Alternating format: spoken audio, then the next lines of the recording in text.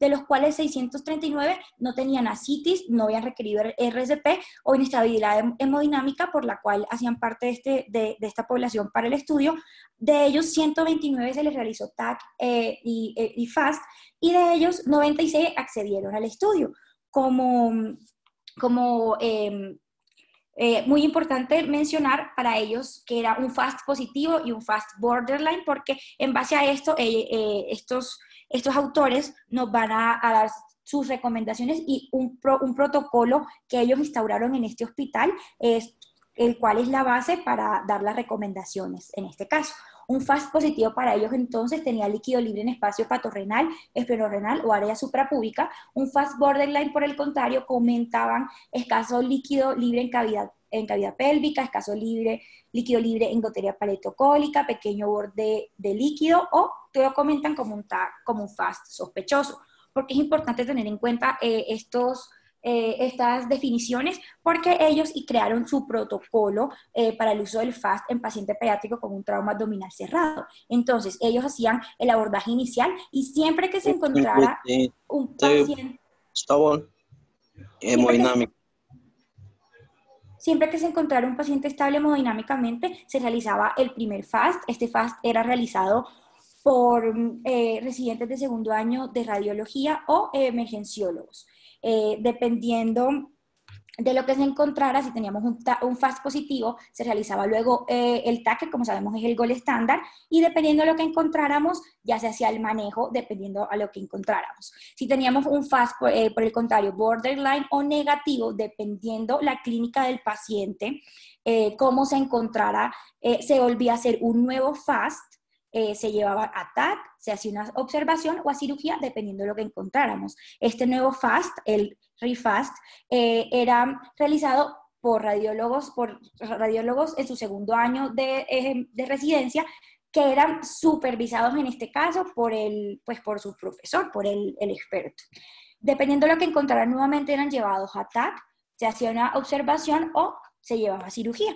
Acá en esta tabla que vemos más adelante, vamos a encontrar los hallazgos con respecto del FAST con el TAC, que es el gold estándar.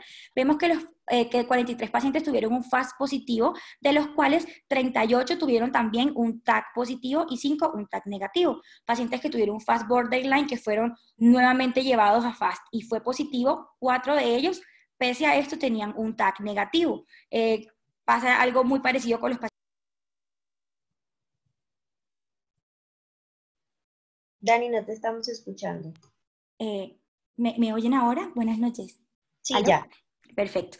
Voy a repetir, no sé en qué parte me dejaron de escuchar. Estábamos comentando sobre esta tabla que tenemos aquí, que hace una relación entre los hallazgos del FAST y su relación con el TAC, que como todos sabemos es el gold estándar. Entonces vemos que 43 pacientes tuvieron un FAST positivo, de los cuales 38 tuvieron también un TAC positivo. Había una buena correlación entre ambos. Pacientes con un TAC borderline que luego fueron llevados a un nuevo FAST, y este FAST fue positivo, 4 de ellos tenían un TAC negativo y bueno, para un total de 4 en este momento. Pacientes con un FAST negativo que fueron llevados por su estabilidad hemodinámica y por sus hallazgos al examen físico a un nuevo FAST, de ellos se encontró 2 pacientes fueron positivos, de los cuales de estos 2 pacientes también tenían un TAC positivo. Muy importante estas dos variables que tuvieron ellos en cuenta. Primero, el FAST inicial positivo, que va a ser un factor para tener un TAC posterior positivo, y muy importante, el dolor abdominal a la palpación del examen físico, ya que lo tomaron posteriormente como una variable asociada al FAST para dar unas indicaciones especiales. Lo vamos a ver a continuación. Aquí vemos tanto la sensibilidad como la especificidad de estos test. Vemos entonces como pacientes que tenían que eran llevados a FAST o a un ReFAST, que tenían además dolor a la palpación abdominal, tenían la sensibilidad más alta de un 87%, a lo cual los autores le dieron mucha relevancia, ya que ellos quieren instaurar este FAST como un primer examen, como un examen de tamizaje, podríamos decirlo, para luego ver qué pacientes son llevados a TAC, y sobre todo en paciente pediátrico disminuir el riesgo de la irradiación. En la siguiente tabla vamos a ver los pacientes que tuvieron tuvieron unos falsos positivos, la mayoría de ellos, la mayoría de ellos tenían asociados dolor abdominal, lo cual apoya todavía más lo que estábamos comentando. Entonces, ellos concluyen que en su protocolo de FAST y REFAST, si lo asociamos con dolor abdominal al examen físico, se puede utilizar como un examen inicial que prediga la necesidad de TAC y así se evita la irradiación innecesaria. En cuanto a la clasificación, todos conocemos esta dada por la American Association of Trauma Management, que va desde el grado 1 hasta el grado 6. Vamos aquí a comentarlos posteriormente con imágenes. Vemos que en el grado 1 vamos a tener pacientes con un hematoma subcapsular menor del 10%, y un desgarro capsular menor del 1%. En esta imagen lo podemos ver. El grado número 2, tenemos un hematoma subcapsular del 10 al 50% de la superficie o intraparenquimatoso menor del 10% y una laceración del 1 al 3%. Como podemos ver en estas imágenes, en este TAC vemos un hematoma de gran expansión que nos va a desplazar al hígado, y acá vemos unas lesiones mucho más densas que se asocian con coágulos sanguíneos. Igual pasa en la ecografía. En cuanto al grado 3, vamos a tener un hematoma subcapsular mayor al 50% de la superficie o un hematoma roto con sangrado activo intraparenquimatoso de más del 10% que esté en expansión o en ruptura, como podemos ver en las siguientes imágenes.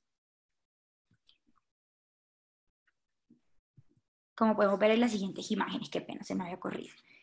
Acá vemos cómo lo caracterizan, mide aproximadamente 4.4 centímetros y lo vemos también en el TAC, en este corte. En cuanto a los pacientes con un trauma grado 4, vamos a tener una ruptura intraparenquimatosa con un sangrado activo y una laceración con una ruptura parenquimatosa que afecta del 25 al 75% de un lóbulo hepático o de 1 a 3 segmentos de continuidad dentro del mismo lóbulo. Como podemos ver en esta imagen, hay múltiples lesiones en lóbulos adyacentes, los que nos va a generar esta clasificación grado 4. Acá vemos nuevamente estas imágenes de pacientes con lesiones grado 4, hematomas bastante significativos. Un paciente con una lesión grado 5 ya vamos a tener una ruptura intraparenquimatosa que va a involucrar más del 75% del lóbulo hepático o más de 3 segmentos de continuidad dentro del mismo lóbulo. Y en cuanto a las lesiones vasculares, vamos a tener lesiones venosas yuxtahepáticas. Acá en esta imagen podemos ver la gran disrupción que tiene este hígado, que lo pueden comentar incluso como una lesión en garra de oso. Bueno, en cuanto al tratamiento de las lesiones contusas del hígado, ha evolucionado en las últimas décadas. Durante la primera mitad del siglo XIX, la intervención quirúrgica por lesión contusa era frecuente, ya que el abordaje dependía del examen físico y de la radiografía de abdomen. Luego, en la década de 1960, se demostró la seguridad y el éxito del tratamiento no quirúrgico en el Hospital de Niños de Toronto, pero pues la adopción de esta fue muy lenta. A medida que mejoraron las imágenes diagnósticas, con la llegada de la ecografía y la tomografía, se pudieron distinguir las lesiones más graves. En el año 2000, la APSA desarrolla pautas basadas en revisiones multiinstitucionales para dirigir el tratamiento para cada grado de lesión en trauma hepático. Y en el año 2015 el tratamiento de estas lesiones fue revisado y reenfocado basado en variables fisiológicas en lugar del grado, como se evidenciaba en las pautas de consorcio de Arizona, Texas, Oklahoma, Memphis, Arkansas, denominado ATOMAC. Después, en el 2019, aparece una nueva publicación y actualización de las guías de la APSA. Entonces, en la actualidad, el 90% de las lesiones de órganos sólidos en niños se tratan con manejo no quirúrgico. Siguiente.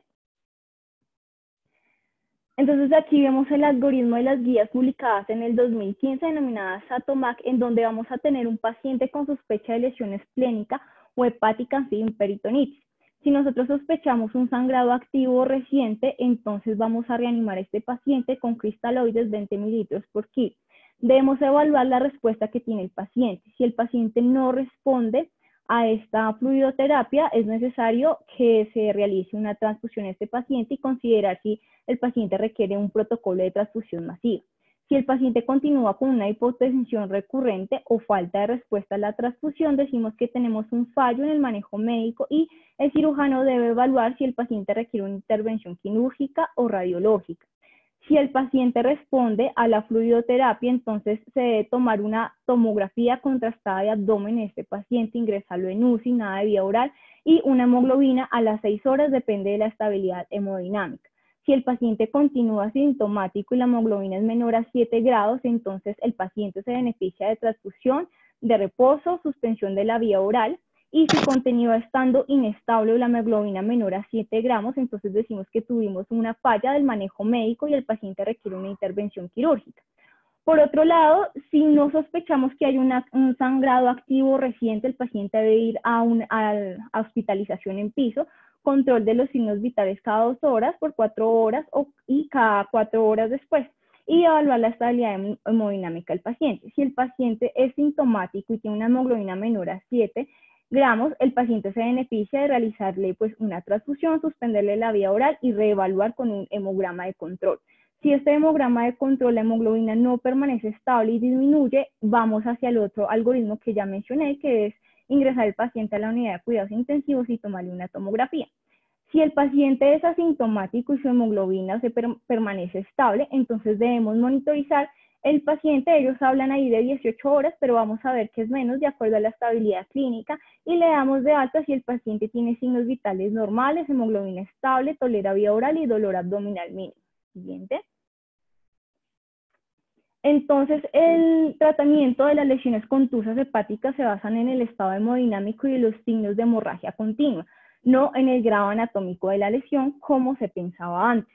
¿Cómo sabemos la estabilidad hemodinámica en el paciente pediátrico? A veces es difícil porque pues, en ellos la definición de una tensión arterial normal pues, va a ser muy diferente a la de los adultos porque esta va a corresponder de acuerdo a la edad. Entonces podemos guiarnos en signos vitales normales, principalmente pues de la frecuencia cardíaca. Sabemos que en los niños la hipotensión es el último signo que presentan y ya cuando tienen eso, pues es que el paciente esté muy mal, y evaluar si tenemos signos de sangrados continuos. ¿Y cómo lo podemos hacer? Evaluar la respuesta del paciente con la reanimación temprana que vimos. Podemos evaluar esta respuesta entonces con reducción de la frecuencia cardíaca, un sensor aclarado, retorno de los pulsos periféricos, color normal de la piel y diuresis normal. Los criterios para ingresar a un paciente a unidad de cuidados intensivos son signos de hemorragia continua y requerimiento de intervención o transfusión. Siguiente. En la actualidad se ha descrito varias escalas diagnósticas para determinar el estado hemodinámico del paciente pediátrico.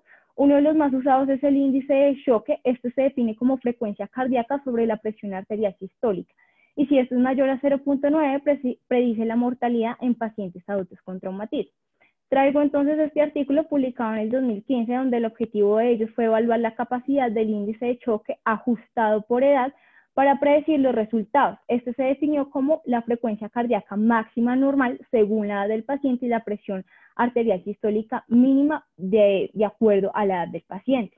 Entonces, en cuanto a la metodología, fue una revisión retrospectiva en pacientes de 4 a 16 años ingresados en 2 centros de trauma pediátrico del 2007 hasta el 2013, después de un traumatismo cerrado con una puntuación de gravedad de la lesión mayor a 15. Resultados primarios fue la necesidad de transfusión en las primeras 24 horas y resultados tardíos fue la duración de estancia, días de ventilación, trombocitopenia y anemia grave.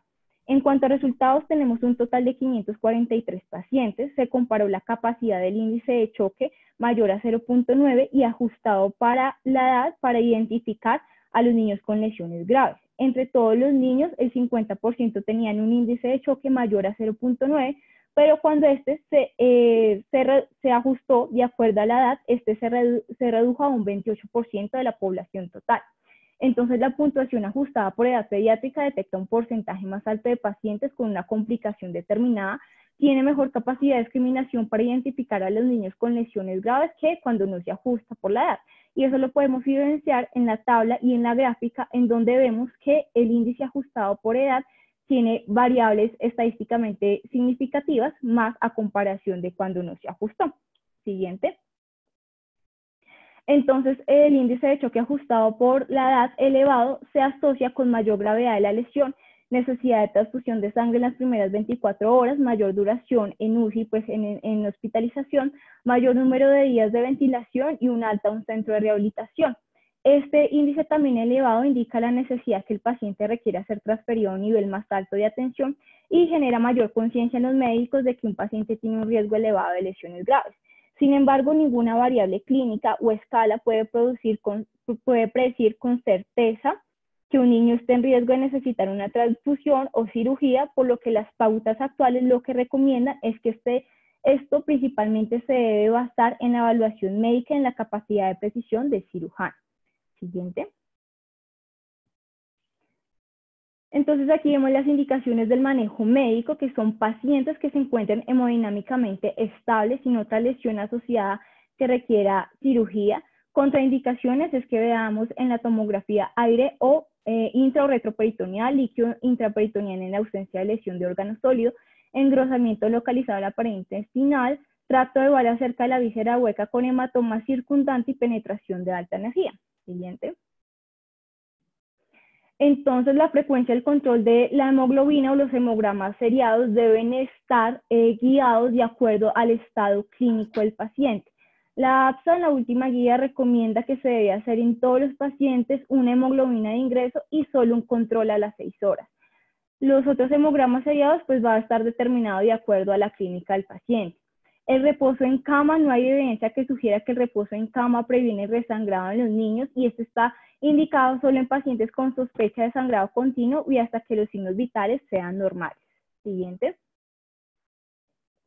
En cuanto a la indicación de la vía oral, está indicada en pacientes que estén hemodinámicamente estables, que no se sospeche alguna otra lesión asociada, y está restringida la vía oral en aquellos pacientes que presenten trauma abdominal severo, lesión de alto grado y hemoperitoneo, ya que pues el paciente puede requerir cirugía y estas condiciones nos pueden generar un hilo. La duración de la estancia, vamos a ver que podemos dar una alta temprana con los signos que ya mencioné anteriormente y que una incidencia de hemorragia tardía es extremadamente rara en niños, como lo vamos a ver en el siguiente artículo. Siguiente. En cuanto al manejo del paciente con hemorragia continua, estas variables asociadas como son los signos vitales, la hemoglobina y el índice de choque pediátrico al ingreso han mostrado confiabilidad para identificar a los niños que requieren alguna intervención.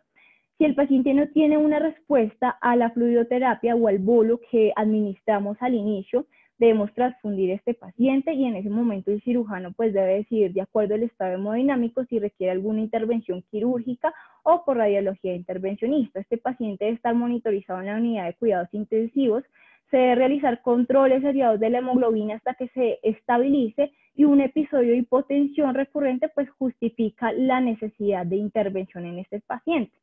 La transfusión masiva en niños es muy debatida, ya vamos a ver su evidencia, y la transfusión de volumen de 40 mililitros de glóbulos rojos por kilogramo es una variable que se ha demostrado que aumenta el riesgo de estos pacientes de mortalidad. Siguiente. Hablando, haciendo eco a lo que comentaba mi compañera, vamos a hablar de qué evidencia tenemos de ese manejo de transfusiones masivas en pacientes pediátricos. Sabemos que es un tema bastante escabroso en las que hay mucha controversia. Entonces traímos a colación esta revisión que se hizo de la literatura publicada por el Journal of Trauma and Acute Care Surgery. Esta es de una revisión sistemática que se hizo entre 1946 y diciembre de 2017. Como vemos, se trató de revisar lo que más se conociera de esta transfusión masiva en la población pediátrica para dar unos apartados especiales que vamos a comentar. Primero, ¿cómo se define esa transfusión masiva?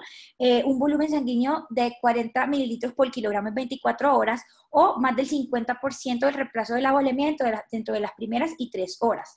¿Qué vamos a utilizar? Lo que más se utiliza es glóbulos rojos empaquetados y plasma fresco congelado en una tasa de 1:1 para realizar estas transfusiones masivas.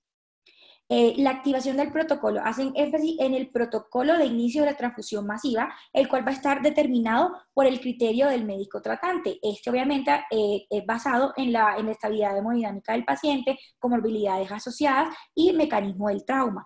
La mayoría utilizaban, como sabíamos, un volumen de 40 mililitros por kilogramo. En cuanto a los factores asociados al requerimiento de transfusión, se encontró que pacientes que tuvieran un índice de severidad, un Injury Severity Score mayor o igual a 25, tenían más posibilidad de necesitar una transfusión masiva, igual que si tuvieran un PTT mayor a 32 o un INR mayor a 1.5. Pacientes también que al examen físico tuvieran hipotermia con una temperatura menor a 35 y que tuvieran también un trauma generado por una lesión penetrante, iban a tener más posibilidad de necesitar estas transfusiones masivas. ¿Cuál es la complicación de estas transfusiones? En particular, dos muy puntuales, la coagulopatía y la hiperpotasemia. Esta coagulopatía la vamos a tener que es una coagulopatía dilucional debido a las grandes cantidades de volumen sanguíneo que se administran a estos pacientes, asociada también a las grandes cantidades de cristaloides, que obviamente nos van a generar alteración en muchos factores de la coagulación. ¿Y cómo sugieren ellos que se mitigue este riesgo? Utilizando transfusiones con plaquetas y fibrinógeno. En cuanto a la hipercalemia, esta se nos va a generar porque se libera grandes cantidades de potasio en la circulación generada por lisis de los eritrocitos. Esta lisis se va a generar, ¿por qué? Por eritrocitos que estuvieron por mucho tiempo almacenados en esas bolsas, o que también fueran células viejas. Obviamente lo que nos preocupa de esta hipercalemia son las repercusiones cardíacas en nuestros pacientes y cómo lo podemos mitigar. Primero recomiendan utilizar glóbulos rojos empaquetados que tengan menos de 7 días. Si llegan a tener más de 7 días, lavarlas, además evitar cualquier trauma que pueda tener esa bolsa y utilizarla lo más frescos posible. En cuanto a los coadyuvantes para la transfusión, los que más se utilizaban fueron los crioprecipitados y el ácido tranexámico, ambos con una bastante discutible. Al final ellos hacen los resultados como tal de estas transfusiones masivas. Vemos que la mortalidad pre-transfusión masiva va a ser del 23.0 al 53.8 y posterior de 35.3 a 47.1%. Como vemos, tenemos resultados bastante dispares, lo que nos sigue abriendo la puerta a futuras investigaciones sobre el uso de estas transfusiones, en las cuales sabemos que el criterio médico prima la estabilidad hemodinámica del paciente, es lo que nos va a ayudar. Bueno, en cuanto al uso de los vasopresores, tradicionalmente se ha evitado el uso temprano de estos para tratar las lesiones contusas de hígado y vaso debido a la preocupación por un mayor riesgo de hemorragia o muerte. Sin embargo, actualmente se utilizan estos vasopresores para mantener la presión de perfusión cerebral en aquellos pacientes con politraumatismo asociados con trauma craneoencefálico severo.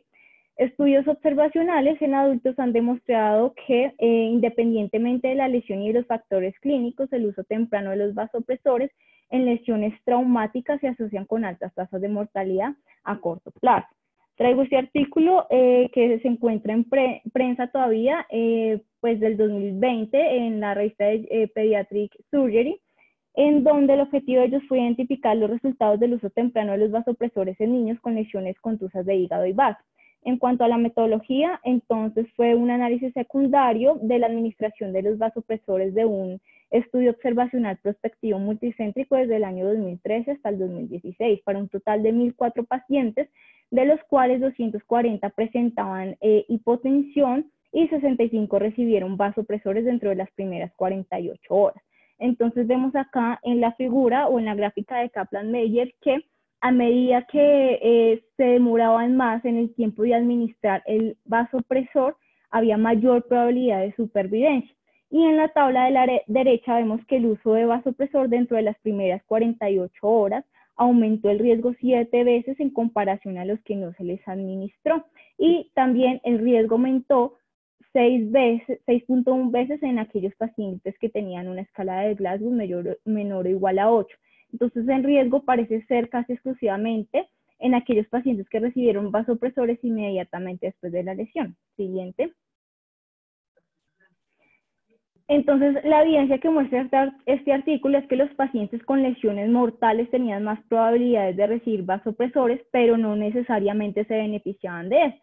Y en el artículo hablan que 7 de 8 pacientes que recibieron vasopresores a nivel prehospitalario sufrieron un paro cardíaco y 6 de estos pacientes el desenlace fue la muerte. En cuanto al trauma craneoencefálico grave, se asocia con la mayoría de las muertes independientemente del uso de vasopresores, que variables como paro cardíaco, intubación, inestabilidad hemodinámica y la lesión de órgano grave es un riesgo en donde los vasopresores pues no demuestran beneficio en las primeras horas, ya sea el trauma asociado o no a un trauma cráneoencefálico. Como conclusión grande de este artículo es que el uso temprano de vasopresores para la hipotensión se asoció con mayor riesgo de mortalidad en los niños con lesiones graves, pero disminuyó para la administración de vasopresores usados en el quirófano o en la unidad de cuidados intensivos pediátricos, ya que la administración fue más tardía. Siguiente. Entonces, en cuanto a la falla del manejo médico, muy pocos niños fracasan en el tratamiento no quirúrgico de las lesiones contusas de órganos dolidos y menos aún en las lesiones de contusas de hígado, con una tasa media de laparotomía del 3%. A diferencia de los adultos, los niños cuando fallan en el tratamiento no quirúrgico lo hacen de una presentación temprana. Grandes estudios y bases de datos han confirmado que los niños que requieren una intervención quirúrgica se identifica dentro de las primeras 6 a 12 horas y variables asociadas a estas vemos que es una escala de gravedad de lesión más alta, Glasgow bajo, un grado más alto de lesión de órgano o lesiones múltiples asociadas. Siguiente. Entonces vemos este artículo que es muy importante, publicado en el año 2015, en donde el objetivo de ellos fue determinar la frecuencia y las características clínicas del fracaso del manejo no quirúrgico en lesiones contusas de hígado y vaso. La metodología fue un estudio observacional prospectivo en pacientes pediátricos que se presentaron en 10 centros de trauma desde el 2003 hasta el 2016 con lesiones hepáticas y de vasos diagnosticadas por tomografía, y el manejo del trauma se basó en las pautas pediátricas del 2015 de ATOMAC. El fracaso del manejo no quirúrgico se definió como la necesidad de presentar entonces, pues de que el paciente fuera llevado a la laparotomía o a la laparoscopia. La angiografía y la embolización no se consideró fracaso del manejo no quirúrgico. En cuanto a resultados, vemos que fueron en total 1.008 pacientes, 62 fueron hombres, una media edad de 10.3 años, mecanismo de trauma de coalición vehicular se presentó en 34 pacientes, de caída 14 y arrollamiento por un vehículo 11%. El hígado fue el órgano más lesionado, más frecuente con un 50%, seguido del vaso 41% y lesiones mixtas fue un 10%. Entonces aquí vemos la tabla demográfica, fue falla en el manejo médico de 69 pacientes para un porcentaje de 6.8% y vemos las variables que presentaron mayor frecuencia para este fallo, que fueron lesiones por automóviles todoterreno, lo definen ahí, combinación de un trauma mixto, tanto esplénico como de hígado, lesiones en páncreas, extravasación del medio del contraste y también el momento temprano de la transfusión. Siguiente. Vemos aquí entonces los procedimientos que se realizaron con más frecuencia y vemos que falla en lesión hepática se presentó en el 7.4% de 598 pacientes, 52 por sangrado y lesión aislada en el 3%. Falla en lesión en el vaso, 8.3% para un total de 509 pacientes, 54% por sangrado, lesión aislada ningún paciente. Y falla en lesión mixta, se presentó en el 10% para un total de 99 pacientes. Vemos que la mediana del tiempo hasta el fracaso por cualquier motivo fueron de 5 horas, es decir, una presentación temprana, y para hemorragia aún más temprana, 3.2 horas. Siguiente.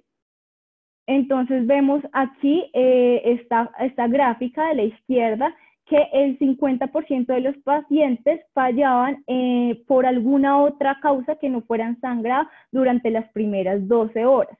Y el otro 50% fallaban por un resangrado en las primeras 6 horas. La tasa de mortalidad global fue de 2.5% y fue mayor en aquellos pacientes que fracasaron pues en el manejo médico. Y la mediana general de estancia en la UCI fue 48 horas y en el hospital 57 horas. Siguiente. Entonces, solo se presentó una hemorragia tardía en un paciente que fue a los 25 días, que se presentó como una hemorragia de vías digestivas. Este paciente tenía antecedente de una lesión hepática grado 5 y presentó, se documentó un pseudoaneurisma de la arteria hepática derecha que se manejó con angioembolización. El artículo presenta solo el seguimiento de 724 pacientes, el 2.7 consultaron urgencias por dolor abdominal y solo el 0.7% fueron reingresados para estudios adicionales y solo en un paciente se documentó la colección abdominal. Siguiente. Entonces vemos que este es el primer estudio multicéntrico prospectivo en donde la frecuencia de falla del manejo no quirúrgica es baja, el 7%, que fallaron casi la mitad de los casos son atribuibles principalmente a lesiones asociadas más que a hemorragia, como son lesión en víscera hueca y pancreática, y que estos pues explican un gran porcentaje de estos pacientes que se llevó a la parotomía. Variables asociadas a fallo del manejo médico, como las que vemos ahí, múltiples lesiones intraabdominales, transfusión temprana, grado más alto de lesión, documentada en la tomografía y un trauma mixto. Y vemos que la falla por sangrado ocurre dentro de las primeras 5 horas después de ocurrir la lesión y 2.5 después de la llegada al hospital, y con una mortalidad del 2.5%, pero esta mortalidad se asocia principalmente en aquellos pacientes que tienen traumas craneoencefálicos severos. Siguiente. Entonces, en cuanto al uso de la angioembolización en niños, realmente la utilización de esto tiene una tasa muy baja, es poco frecuente. Sin embargo, es un complemento muy eficaz del tratamiento no quirúrgico. En niños que se encuentran hemodinámicamente estables, la presencia del blush de contraste, que esto se define como un hallazgo radiológico, como un área de alta densidad con una medición dentro de 10 unidades Hounsfield en la comparación con un vaso cercano o la aorta, no es una indicación absoluta de realizar embolización a comparación de los adultos. Está contraindicada en pacientes con sangrado activo o que estén choqueados, y está indicada en aquellos pacientes que tienen una lesión hepática primaria de alto grado con blush de contraste, pero que la estabilidad hemodinámica sea relativa o que se requiera mantener con hemoderivados. Siguiente. Entonces, pues este artículo publicado en el 2020 nos habla sobre el papel de la angioembolización en niños, y el objetivo de ellos principal fue determinar la incidencia y los resultados de la angiografía en pacientes pediátricos con lesión contusa de órganos sólidos, que vemos que para el total de la población que ellos presentan ahí, para lesión hepática aislada se presentaron el 30.9% y que requirieron intervención radiológica el 1.2%. Vemos acá en esta tabla que a medida que aumentaba la edad se asociaba con mayor utilización de requerir una intervención por radiología intervencionista. Siguiente. En cuanto a las lesiones hepáticas, las variables asociadas para uso de angiografía fueron edad avanzada, la lesión pues que sea de mayor nivel o gravedad y la presencia de shock corregido. En la tabla de abajo vemos las variables asociadas para lesión hepática, esplénica y renal, que fueron pues edad avanzada, la presencia de shock y una lesión de grado mayor a 3, y se usó principalmente en centros duales o en centros de traumatismo pues adultos. Sin embargo, la probabilidad de la parotomía aumentaron en los pacientes que se sometieron por primera vez a una angiografía, y la mediana de tiempo hasta requerir una intervención por radiología fue 3.6 horas. Siguiente. Entonces, vemos que no, pues el artículo nos presenta que no hubo una diferencia de mortalidad entre las cortes de radiología intervencionista versus quirúrgica, que no se proporcionó una evidencia del beneficio del uso de la angiografía en la población pediátrica, y muestra tres conclusiones importantes. La primera es la necesidad emergente del recurso de radiología intervencionista en los centros de traumatología pediátrica puede no estar justificada, ya que no encontraron una asociación entre la angiografía diagnóstica terapéutica y las tasas de rescate esplénico o la parotomía en el traumatismo hepático.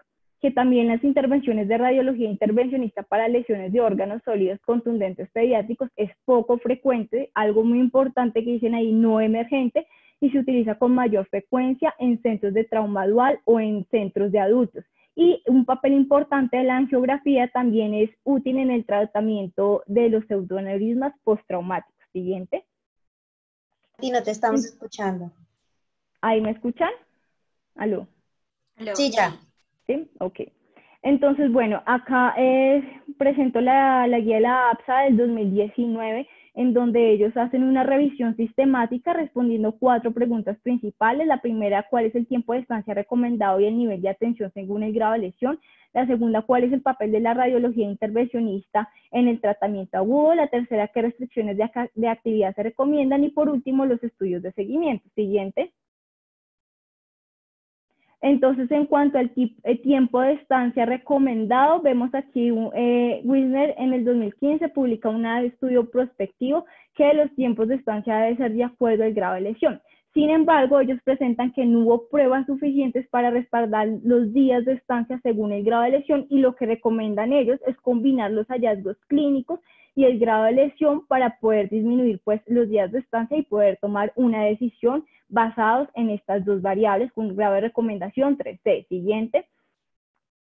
En cuanto al papel de la radiología intervencionista en el tratamiento agudo, entonces ellos hablan que la embolización arterial es una herramienta útil en el tratamiento no quirúrgico de lesión de órganos sólidos, pero en pacientes con blusa arterial que tengan un compromiso hemodinámico que pueda ser mantenido con hemoderivados y que no está recomendado de forma profiláctica en pacientes que se encuentren clínicamente estables. Siguiente.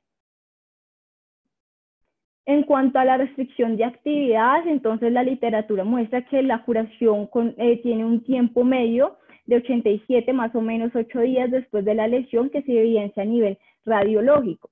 Por lo tanto, pues ellos muestran que no hay estudios que correlacionen la evidencia radiológica con los parámetros clínicos, y la recomendación que dan ellos es seguro restringir la actividad al grado de lesión más 2 semanas. Sin embargo, el tiempo de restricción puede ser menos, pero no hay evidencia que justifique su beneficio o que diga que haya riesgos con una recomendación 3D. Siguiente. Y en cuanto a los estudios de seguimientos, entonces, pues no, lo que ellos dicen en el artículo es que hay datos limitados disponibles para respaldar la necesidad de imágenes de seguimiento según el grado, que no está indicada la obtención de imágenes de seguimientos de rutina para lesiones asintomáticas sin complicaciones y de bajo grado con lesiones de órganos sólidos, y lo que recomiendan ellos con una recomendación 4 es que las imágenes deben reservarse para los pacientes sintomáticos durante el seguimiento. Siguiente. Entonces vemos aquí, pues esto ya son todas las recomendaciones que yo hablé durante el tratamiento no quirúrgico en los pacientes pediátricos. Siguiente. Y de las guías publicadas del 2020 de la revista The World of Emergency Surgery, entonces vemos las que podemos, pues así grandes, que no hay mencionados, que todo paciente con tratamiento médico debe tener una tomografía contrastada, que en entornos de bajos recursos debe considerarse el manejo médico en pacientes que tengan estabilidad hemodinámica sin evidencia de lesiones asociadas, y que pues el seguimiento de estos pacientes debe ser muy estricto para determinar aquellos cambios y mirar si pues fallamos en este manejo médico. Siguiente. Entonces aquí ellos nos ponen pues un algoritmo pues basado en adultos, pero realmente es muy similar a lo de los niños, en donde vemos que dividen los pacientes hemodinámicamente estables, inestables el paciente va a ir a cirugía. La diferencia en cuanto a niños es que ellos, pacientes que estén hemodinámicamente estables y que tengan un signo de Bruch de contraste o que detecten un pseudoaneurisma temprano, lo que ellos van a hacer pues es realizar una angioembolización, y si es inefectiva va a ir a cirugía el paciente. Y realmente después el algoritmo es muy similar en niños, que se basa principalmente en el estado hemodinámico del paciente. Siguiente. Entonces vamos a empezar con el caso clínico. Siguiente. Es un caso clínico, siguiente, de una paciente de 8 años de edad femenina que se encontraba jugando en la nieve, se desliza y se cae en la carretera, posteriormente atropellada por una motocicleta. Esta paciente es transferida al hospital local a los 48 minutos del trauma. Al ingreso con clínica de dolor y distensión abdominal, unos signos vitales con una tensión arterial de 109/71, taquicárdica con 157 de frecuencia cardíaca, respiratoria 30, saturando 100% y con un Glasgow 15-15. Le hacen un FAST que mostraba líquido libre. Posterior a esto, la paciente presenta un episodio de hipotensión. Se le administra un bolo de lactato con 30 cc por kilo, con una mejoría de las cifras tensionales y una disminución de la frecuencia cardíaca a 139, y con unos laboratorios de ingreso con una hemoglobina en 18 y plaquetas de 214.000 con un PT en 72. Entonces, vamos con la primera pregunta, teniendo en cuenta este caso clínico, ¿cuál es su conducta a seguir?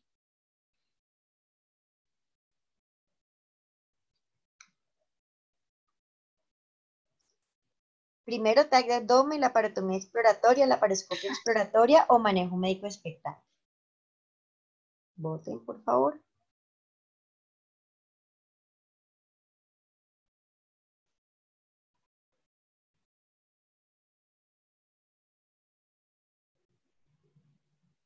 Ya todos votaron, veamos las respuestas.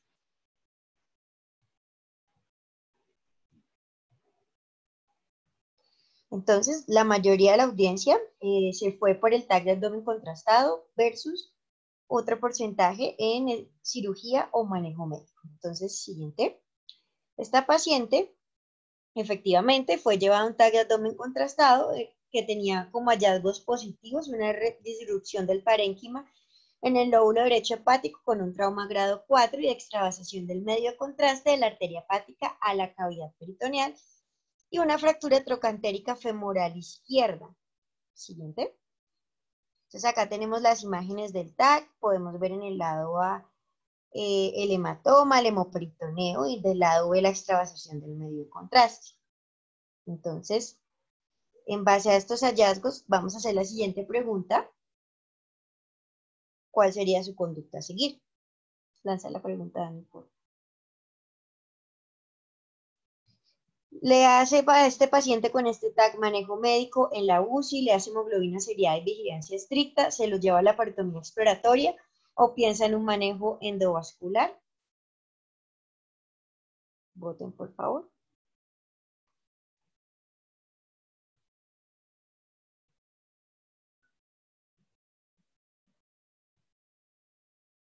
Ya todos votaron, veamos la respuesta.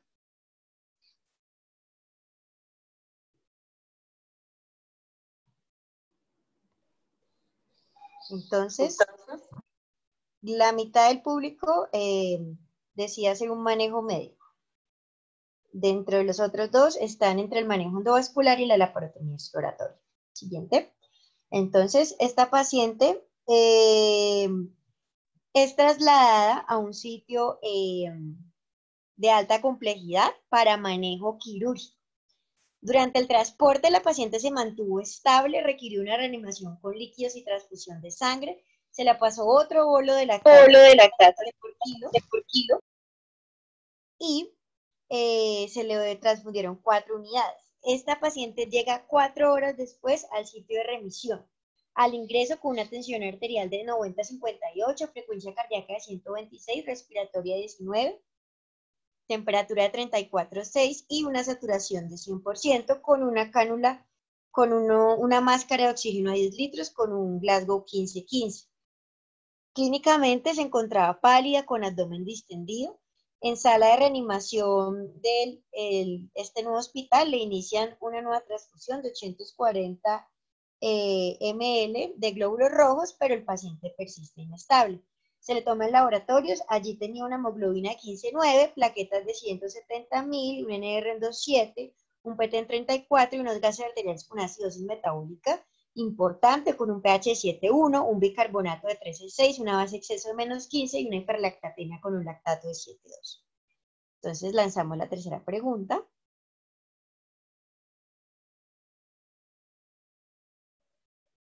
Lanza la pregunta. Teniendo en cuenta a este paciente, usted lo lleva a la parotomía, a la laparoscopia o le hace el manejo endovascular. Ya llevamos 4 horas del trauma y pues esa es la clínica del paciente a pesar de las múltiples transfusiones. Voten, por favor.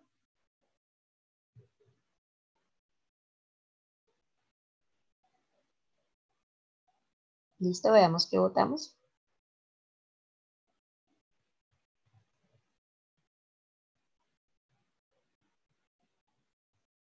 Bueno, la mayoría se decide llevarlo a una laparotomía exploratoria.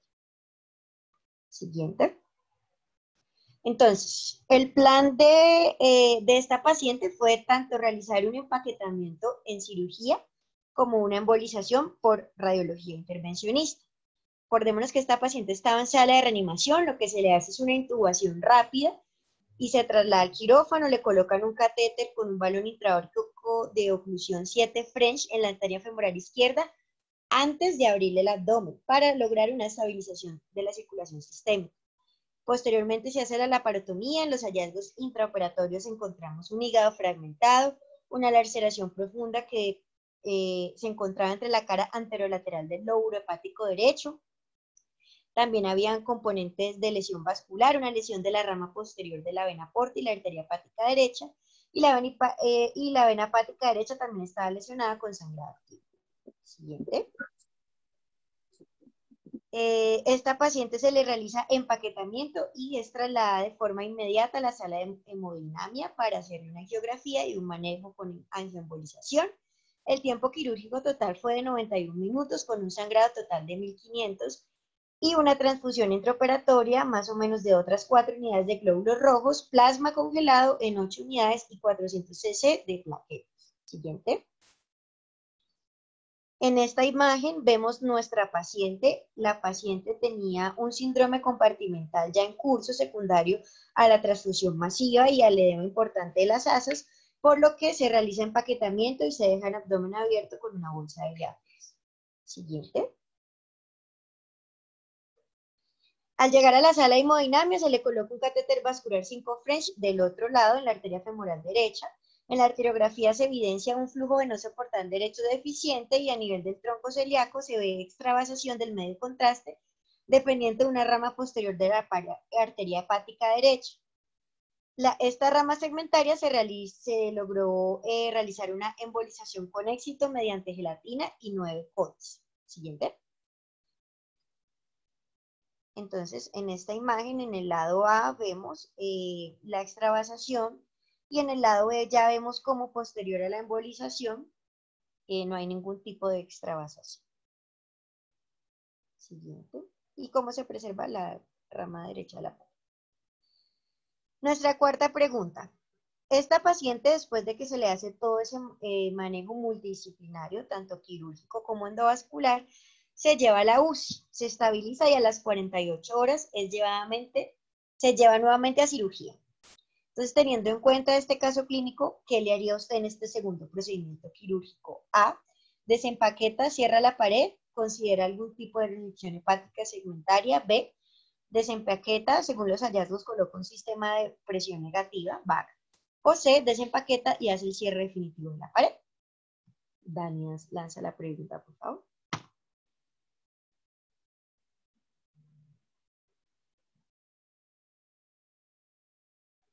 Bueno, creo que hay un problema con la última pregunta, pero siguiente, a esta paciente lo que le hicimos en el segundo procedimiento quirúrgico fue desempaquetamiento, había una necrosis importante secundaria a la embolización, tiene alto riesgo de abscesos, por lo que se le realizó una resección hepática segmentaria previa a la confirmación con Doppler, ausencia de flujo portal de la rama posterior. Las lesiones necróticas se encontraron en el segmento 6 y 7 y se hizo esta resección usando la maniobra de Pringles durante 30 minutos. En este segundo tiempo quirúrgico fue de 251 minutos, un sangrado de 240 ml y se le transfundieron tanto glóbulos rojos como plasma. Siguiente. Estas son las imágenes en la segunda intervención, inmediatamente posterior a la resección hepática segmentaria, y como vemos el compromiso macroscópico de necrosis confirmado por patología con el espécimen enviado. Siguiente. ¿Qué más pasó con esta paciente? Esta paciente se le hizo una reducción abierta de su fractura al 5º día del ingreso. Duró totalmente 10 días en la UCI. Se le hizo un TAC de control a los 14 días que mostraba un adecuado flujo arterial y portal. No había extravasación del medio de contraste, no habían abscesos ni biliomas. Duró en total 69 días en el hospital y más o menos a los 3 meses logró el retorno a su vida normal. Siguiente. Aquí vemos el TAC de control donde se observan los COIs y pues ningún tipo de absceso o extravasación del medio de contraste, entre otros. Siguiente. Entonces, las guías West nos muestran una clasificación en la cual no solo utilizan los diferentes grados de la Asociación Americana de Trauma evidenciados en la tomografía, sino que también lo van a combinar con el estado hemodinámico del paciente. Muy útil, sobre todo para nosotros en los pacientes pediátricos, porque como vimos el estado hemodinámico es el que prima para definir el manejo. Entonces, hacer una clasificación grande en leve, moderado o severo, también teniendo en cuenta la clasificación americana, pero hay que tener en cuenta que cualquier paciente que se encuentre inestable, independientemente si tiene un grado 1, 2, 3, 4, de la clasificación americana ya va a tener un trauma severo. ¿Listo? Esto para recordar rápidamente, cuando tenemos un paciente con trauma hay que clasificarlo. ¿Está estable? ¿Es un respondedor transitorio o pues está inestable? Recordar que en los niños la estabilidad hemodinámica se da por una tensión arterial de 70 más 2 veces la edad del niño y que la estabilidad aceptable se da posterior a la administración máxima de 2 bolos de 20 cc por kilo de cristaloides. En el caso clínico de nosotros, pues el paciente tenía una estabilidad aceptable, por lo que inicialmente se decidió el traslado al tomógrafo para hacer un TAC de abdomen contrastado y evaluar la posibilidad de hacer un manejo médico conservador. Siguiente. ¿Cuándo decido yo operar un niño? Entonces, la recomendación de las UES es que dice que la cirugía se hace en pacientes que estén hemodinámicamente inestables y que sean no respondedores, con un nivel de evidencia 2A atrás. ¿Cuándo hago yo la laparoscopia? Según las guías nos recomiendan casos muy seleccionados y se define la laparoscopia como un manejo o una extensión del manejo médico conservador en aquellos pacientes en que días posteriores al trauma uno sospeche algún tipo de lesión intraabdominal y nos va a permitir hacer una planificación del manejo definitivo con nivel de evidencia 2C. ¿Qué le voy a hacer yo a este paciente en la primera cirugía? Recordemos que los pacientes que se van a llevar a cirugía están inestables y seguramente van a cumplir algunos criterios de la triada de la muerte o la triada letal, por lo cual siempre tenemos que entrar a operar con el fin de hacer una cirugía de damage control o control de daños, controlar para el caso del trauma hepático, la hemorragia, la fuga biliar, y pues iniciar este control de daño lo más rápidamente posible con un nivel de evidencia 2A, que fue lo que hicimos en el caso clínico presentado, a pesar de que se hizo un manejo multidisciplinario. La primera cirugía fue damage control, solo se empaquetó y se llevó a sala de hemodinamia. En cuanto a la recomendación sobre las resecciones hepáticas mayores, se deben evitar en el principio y en la primera cirugía, pero sí se pueden considerar en posteriores intervenciones, como el caso mencionado. El desbridamiento se debe hacer en caso de que haya un gran tejido hepático desvitalizado y debe ser realizado por cirujanos que tengan experiencia con un nivel de evidencia 2B. En cuanto al manejo endovascular asociado, se debe usar como hemorragia arterial persistente después del control de daños como un nivel de evidencia 2A, como fue el caso de nuestro paciente, y el REBOA en pacientes que estén hemodinámicamente inestables y se puede usar como puente para otros procedimientos definitivos para el control definitivo de la hemorragia con un nivel de evidencia 2B. Todo esto ilustra muy bien el caso que presentamos, dado que en este paciente se le colocó un REBOA mientras se llevaba a la sala de hemodinamia y antes de abrirle el abdomen. Siguiente. Clásicamente el trauma penetrante siempre lo operamos. ¿Realmente se debe operar siempre? ¿Qué nos dicen las guías en los niños? Hay que tener en cuenta que ellos nos hablan de que el manejo médico es el tratamiento de elección para todos los pacientes, tengan trauma menor, moderado o lesiones graves, que tengan ausencia de otras lesiones internas y que no requieran cirugía y que estén hemodinámicamente estables con un nivel de evidencia 2A. Sin embargo, la guía especifica que este tratamiento es independientemente del mecanismo de lesión, es decir, si es un paciente con herida penetrante que esté hemodinámicamente estable, usted también le puede dar manejo médico. Sin embargo, hay que tener en cuenta algo sobre el mecanismo de lesión. Recuerden que alto impacto por la guía va a ser una herida por arma de fuego y también las que son toracoabdominales. En estas se puede considerar el manejo médico en pacientes que en hospitales y centros que tengan experiencia y adicionalmente que tengan todas las condiciones, que no hayan evidencia de otras lesiones intraabdominales. Sin embargo, nos indican la laparoscopia intervalo siempre en este tipo de pacientes, tanto en herida por arma de fuego como herida toracoabdominal, para confirmar la ausencia de otras lesiones que requieran manejo quirúrgico. Incluyen los pacientes que tengan un TAC negativo. Siguiente. Y por último, para terminar la charla, queremos hablar algo sobre los diferentes aspectos técnicos para el control de hemorragia, estrategia paso a paso tomada inicialmente de un artículo de nuestro país, de Medellín, que tienen bastante experiencia en trauma. Ellos nos proponen el algoritmo de manejo paso a paso. Pacientes, vamos a tener dos tipos de paciente con trauma hepático cuando los llevamos a cirugía. Pacientes con trauma menor o con sangrado masivo. Entonces, el trauma menor es aquel al cual uno le puede hacer coagulación con un surgicel o cualquier otro tipo de hemostático, o con una patografía simple. Recordar que se debe realizar idealmente con una aguja Roma. La sutura a usar es un cromado ceros. La profundidad del punto debe ser la longitud completa de la aguja, que más o menos son 2 pulgadas. Hay que tener en cuenta la tensión para evitar la necrosis. Esto se puede disminuir con el ayudante quirúrgico. Usted pasa el primer punto, no le hace tanta tensión, y con el segundo punto le da la tensión necesaria para hacer un control adecuado del sangrado y evitar la necrosis. Otra opción que tenemos pues es el parche de Piflón. Siguiente.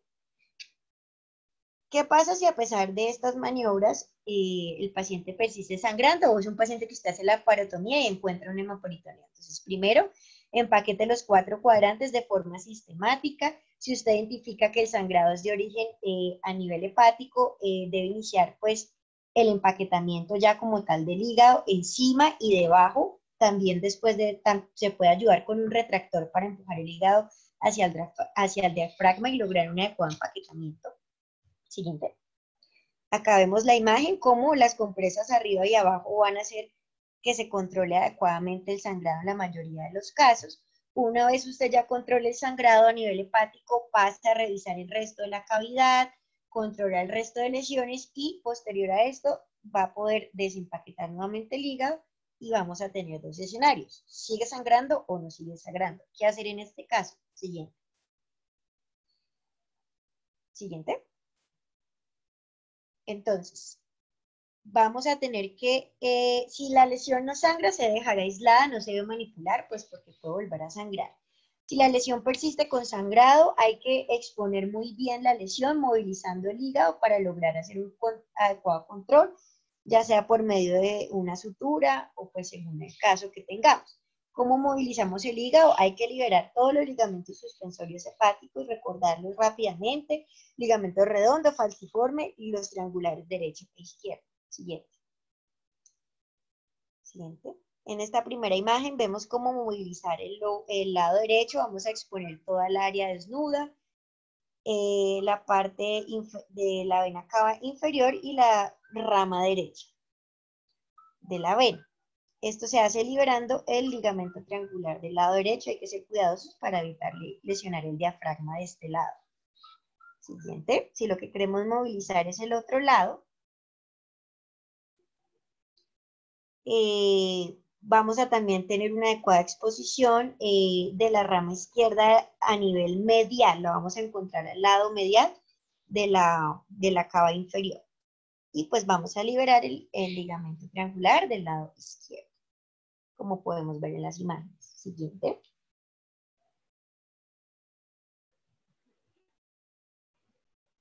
Si a pesar de todo esto, de que usted movilizó muy bien el hígado, no ha logrado controlar el sangrado, no ha logrado que esas lesiones dejen de sangrar, tenemos otra maniobra, que es bloquear el flujo sanguíneo hepático mediante la maniobra de Pringle original. Se hace con una compresión digital de la tríada portal. ¿Dónde la vamos a hacer? Distal a la inserción del conducto cístico en el conducto biliar común. Siguiente, como vemos en esta imagen. Igual pues se puede variar y se pueden utilizar clamps vasculares atraumáticos. Recordar que esta maniobra se puede utilizar máximo por 30 minutos. Siguiente. Esta es una imagen que resume más o menos y combina todo lo que ya hemos hablado: el empaquetamiento, el parche de Piflón y el Pringle. Siguiente. Usted lo empaquetó, le hizo todas las maniobras, sigue sangrando. No todo el mundo tiene experiencia, pero usted, otra opción que tiene es hacer una patotomía, una fractura digital, y hacer una ligadura selectiva de los vasos profundos. Y si no, pues debe pensar en hacer un aislamiento hepático endovascular total y ayudarse de la angioembolización. Siguiente. Esto es lo que nos referimos cuando hablamos de un aislamiento hepático. Entonces tenemos el REBOA, que es el balón arterial, y el REBO BC, que es el balón a nivel de la cava, combinado con la maniobra de Pringle. Acá podemos ver la imagen. Este es un paciente en Medellín, cómo le colocan los dos balones, queda totalmente aislado, y acá vemos en la última imagen los catéteres. Siguiente. Y pues traslada al paciente y le hace el manejo con angioembolización en la sala de hemodinamia, según pues, los requerimientos, y definitivamente en cirugía usted no logró controlar el sangrado.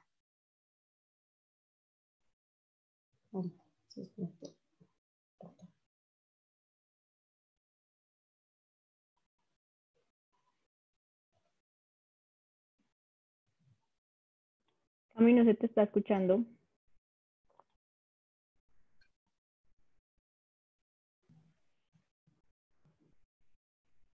Aló, ya, qué pena. Bueno, entonces, ya para terminar, este es el algoritmo de manejo de los pacientes que son llevados a la parotomía exploratoria. Como ya les dije, es un resumen de lo que ya hablamos: un sangrado menor, un sangrado mayor, el control de hemorragia paso a paso, y ayudarnos si tenemos la opción de angioembolización en pues, casos especiales, así como el uso del REBOA o el REBOC BC. Y bueno, pues esto es la exposición del día de hoy. Dejamos los micrófonos abiertos. Pueden levantar la mano para hacer preguntas, hablar de la experiencia de todos los cirujanos que nos acompañan la noche de hoy, resolver dudas, cualquier cosa. Muchísimas gracias. Buena actualización, las felicito. Esperamos las preguntas, los comentarios.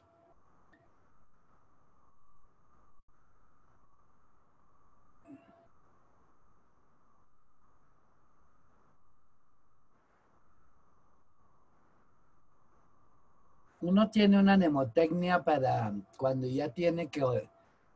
En general, esos traumas ya casi no se operan. Entonces, la práctica de la cirugía hepática traumática se nos cayó. Y ahora se le hace mucho tratamiento con angioembolización. Y entonces uno no tiene prácticamente ya que operarlo nunca. Pero uno tiene una mnemotecnia para cuando se mete al hígado, cómo empezar, y eso que presentó del grupo de Medellín, buenísimo. Se llaman las 4 P's, las 4 P's. ¿Cómo empieza uno? Presión. ¿Cómo hace la presión? Con las manitos, pero las del ayudante. Uno tiene que hacer un sándwich de hígado ahí. Una mano arriba y otra abajo del hígado. Presión, la primera P. La segunda P, packing. Hay que empaquetar, igual, el sándwich, pero ahora con compresas. Con compresas. Uno paga esas compresas. Eso no es... Le puede quedar a uno con hipertensión abdominal. Después hay que quitar esas compresas y vuelve a sangrar. Eso normalmente los pacientes hacen trombocitopenia en el posoperatorio. Entonces vamos, presión, packing, Pringle. La tercera P es Pringle. Ir a disecar el hilio hepático, que es supremamente fácil. Es muy rápido hacerlo. Y calma cuando el sangrado es arterial. Es que uno, cuando la presión y el packing no le sirven, es que hay un sangrado arterial. Por eso tiene que hacer el Pringle. Y la última P es Pictures. Fotos. Es decir, ese paciente hay que llevarlo a angioembolismo. Que ese es más o menos el esquema que nos presentaron los de Medellín, ¿sí? Cómo comienza uno y cómo sigue. Lo que hoy nos presentaron son los avances más grandes en cirugía. Y ya no se usan los grados, se usa la hemodinamia. Ya no se opera, ¿sí? Usted lo controla con cristaloides y transfusiones. Usted tiene que operar, entonces hace las 4 P's y cuando ya no hay más, le pide ayuda a los de angioembolismo. Eso es lo que lógicamente nos muestran el balón aórtico, que eso es una maravilla. Ya no tiene uno que disecar la aorta, sino por la femoral mete uno ese balón y lo infla. ¿Algún comentario? ¿Algún comentario? Nos pregunta el doctor Melvin Moya del manejo del dolor en pacientes con trauma hepático, sobre todo en alerta quirúrgica desde Nicaragua. Pues en nuestro hospital nos apoyamos mucho con el servicio de anestesia. Tenemos también el servicio de dolor cuidados paliativos y hay una anestesióloga que se encarga de la analgesia y dolor en niños. Generalmente les ponen catéteres eh, para el manejo del dolor durante el procedimiento quirúrgico cuando son llevados a cirugía, y también los que se les define manejo médico, ellos nos colocan los catéteres y son los que manejan las bombas. No sé qué experiencia tengan en otros lados.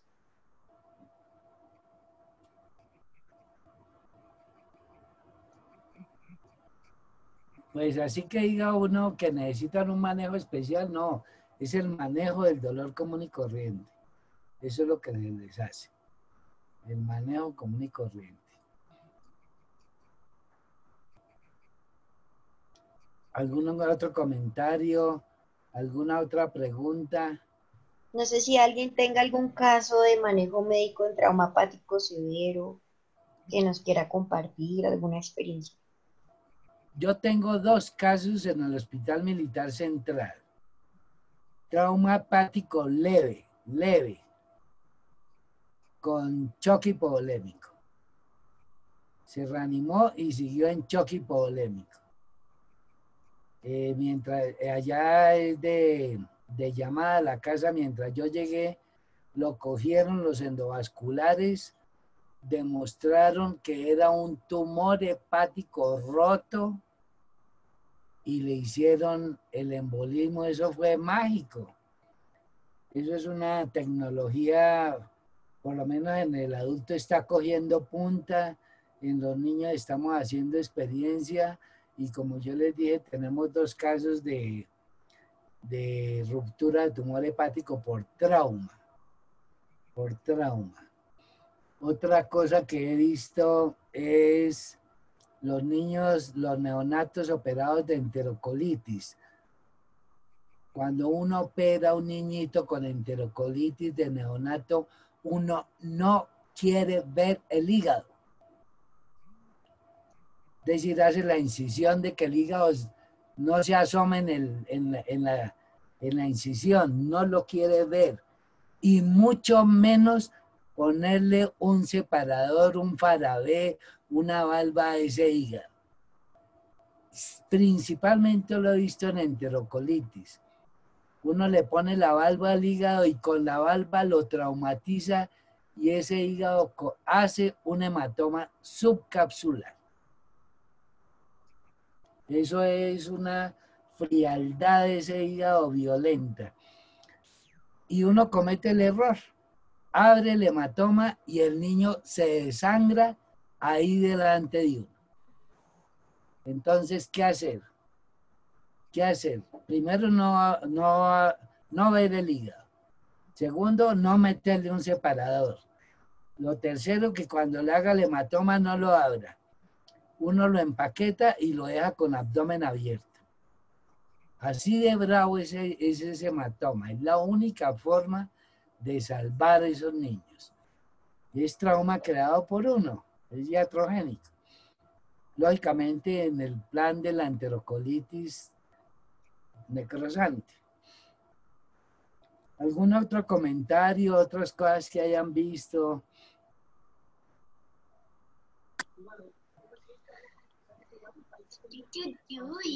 Chucho, con Germán Mogollón. Hola, Mogollón, ¿cómo vas? Bien, bien, bien, sí, señor. Yo he tenido la oportunidad de manejar como tres de lesiones de las suprahepáticas, que son bien complejos, de los cuales solo uno sobrevivió. Esa es una lesión muy grave. Cuando se tiene dos suprahepáticas sangrando es muy difícil, aún empaquetando, con todo lo que uno tiene, es bien difícil. Y si no tenemos la posibilidad de hacer embolización o tener un control con un balón, pues es muy difícil manejar esos pacientes.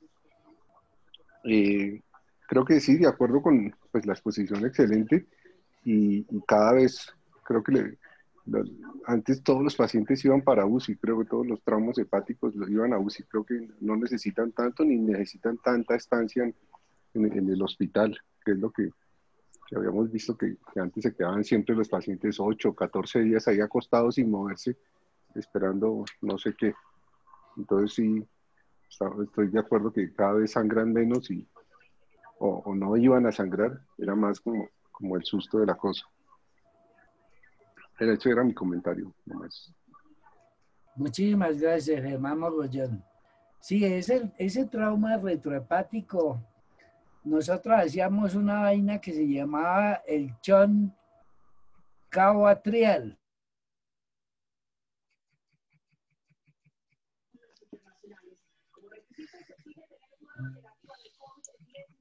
Sí, con un tubo endotraqueal con doble balón, como hacía Stevenson Marulanda, pero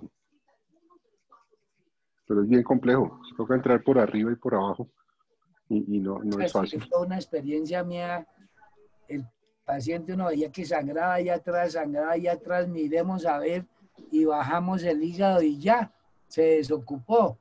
Eso es violento, eso no es que porque la cava está pegada ahí al corazón, eso se desocupa en forma extraordinaria. Bueno, para el jueves, ¿qué tenemos? Daniela, Chari, ¿tienen datos? ¿Qué tenemos para la revisión del jueves? Buenas noches, doctor, y buenas noches a todos. Habla con María Lucía Porras, residente también de cirugía pediátrica de la FUCS.